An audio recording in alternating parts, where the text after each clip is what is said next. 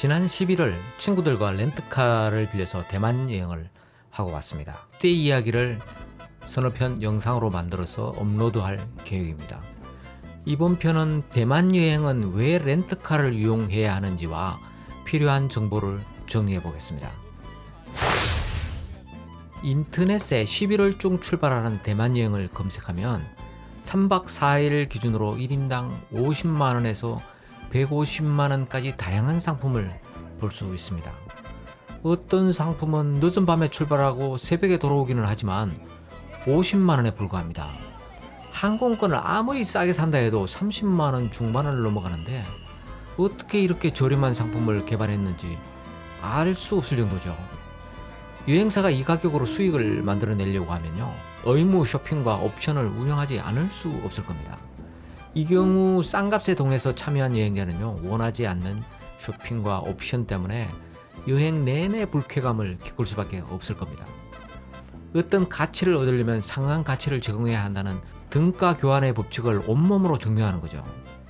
아마 다시는 이따위 싸구려 여행은 하지 않겠다는 다짐을 할 겁니다. 이 경우에도 운이 좋으면 여행사가 정상 가격으로 판매하던 여행 상품을 마케팅을 하면서 항공권, 호텔, 가이드 비용 등 고정 비용을 이미 지출하고요. 그래도 빈자리가 남는 경우가 생기거든요. 이때 한계 비용까지 가격을 낮춰서 손실을 최소화해 보겠다고 내놓는 저렴한 상품을 사는 경우도 있어요. 이런 상품을 산 소비자는요, 가성비 높은 여행 기회를 얻겠지만 이거 어쩌다 있을까 말까 하는 경우고요.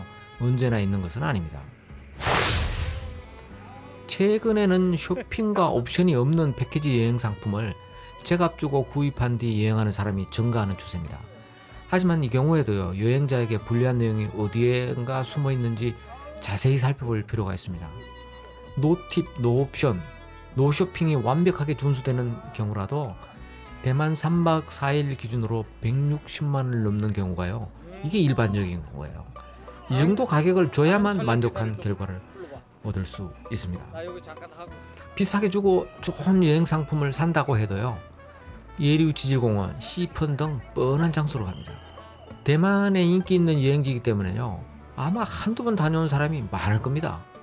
이 때문에 친목회, 동창 등 친구들과 대만 여행을 계획했다면요, 절반 이상은 이미 대만 여행 경험이 있을 겁니다.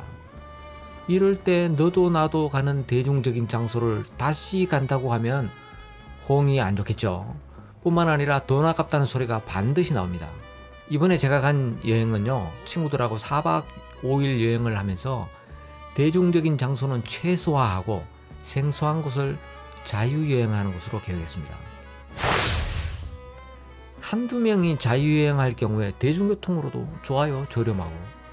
하지만 중년이 지난 아저씨와 아주머니 9명이 대중교통으로 여행하는 것은 불편하고 어려움이 굉장히 많습니다. 예약하기도 어려울 뿐만 아니라 대중교통으로 우르르 다니다 보면 생각지도 못한 상황을 마주하게 되거든요. 이렇게 인원이 많을 때면 대중교통보다 렌트카 이용이 여러모로 유리한데요. 우선 비용을 n분의 1로 나누면요, 렌트카가 오히려 더 저렴합니다.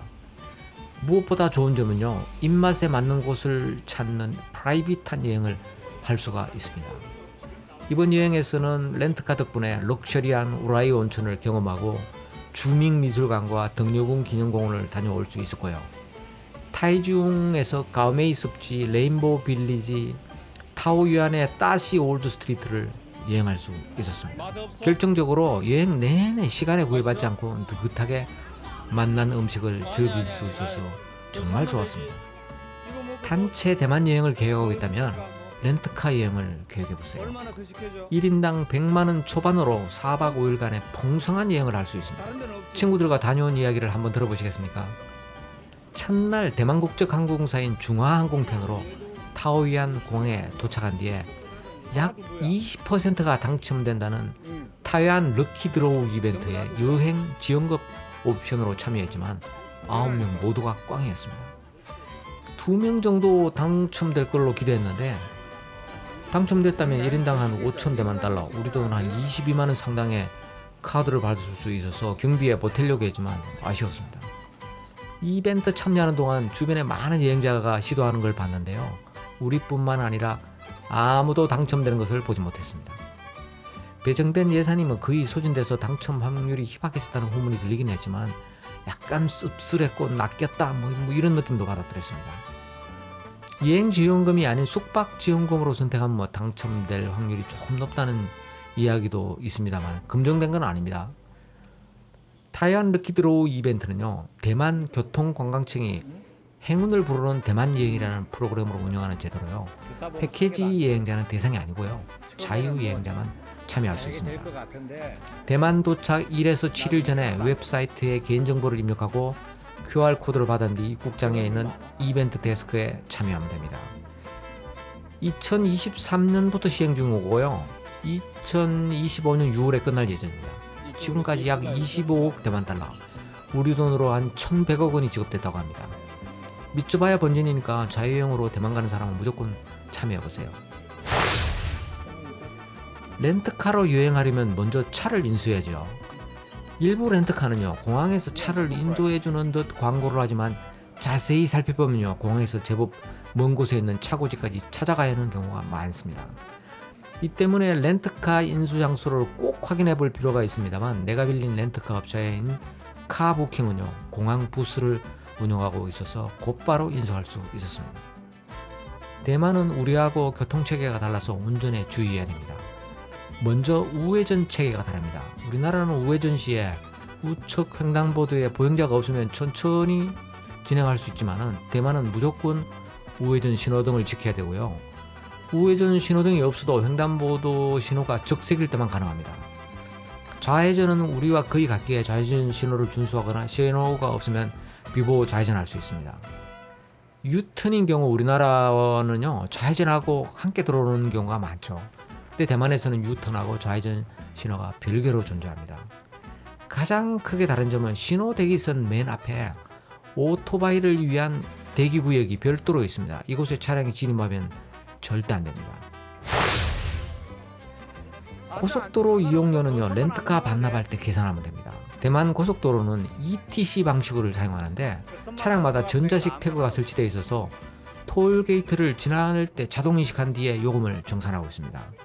이 때문에 렌트카 사무실에서는요, 빌려준 렌트카의 고속도로 이용 상태를 실시간으로 확인할 수 있습니다.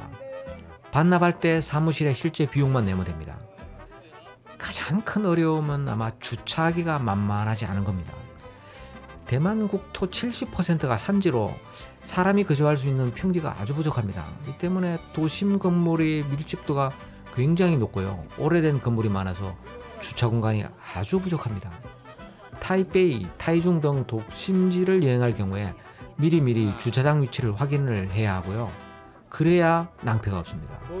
일부 실내 주차장은요, 층고가 낮아서 스타렉스처럼 높이가 있는 차량은 진입을 금지하기도 합니다. 주차장 리뷰나 스트릿 뷰로 주차장 위치를 확인하고 제한하는 높이가 충분한지 살펴볼 필요가 있습니다. 공항에서 숙소가 있는 단수이로 향했습니다. 단수이는 대만 근대 역사가 집약된 곳입니다. 1626년 스페인이 대만을 점령하고 세력을 확장할 때 산도밍고 요새를 세웠고요, 1642년도 네덜란드 농인도 회사가 스페인을 몰아내고 무역 중심지로 육성했습니다. 1867년 영국은 청나라로부터 산도밍고 요새를 임대해서 대사관으로 이용했을 뿐만 아니라 옥스포드 대학당, 진리 대학교를 세웠습니다. 일본은 1895년 청일전쟁에서 승리하고 대만을 양도받은 후에 건물을 보수하고 철도를 연결한 후에 학교와 행정시설을 만들었습니다. 이 때문에 중국풍이 아닌 이국적 건물이 많이 남아서 드라마나 영화의 배경이 되고요, 덕분에 떠오르는 관광지가 되었습니다. 내가 예약한 단수이 숙소는요, 저렴한 만큼 부족한 면이 많았습니다. 차 한 대가 겨우 지날 골목길에 있어서 진입하기 힘든 데다가 건물 부속 유료 주차장도 좁아서 에러를 겪었습니다. 결정적으로 에어컨이 가동되지 않아서 꿉꿉한 상태로 지낼 수밖에 없었는데요, 습도 높은 대만에서 에어컨에 문제가 생기면 쾌적한 휴식은 포기하는 게 좋습니다. 여행 첫날 무사히 숙소에 도착하고 만난 저녁 먹은 뒤에 푹 쉬었습니다. 다음 편부터 본격적인 여행을 시작해 보겠습니다. 감사합니다. 구독과 좋아요, 알림 설정과 댓글 부탁합니다.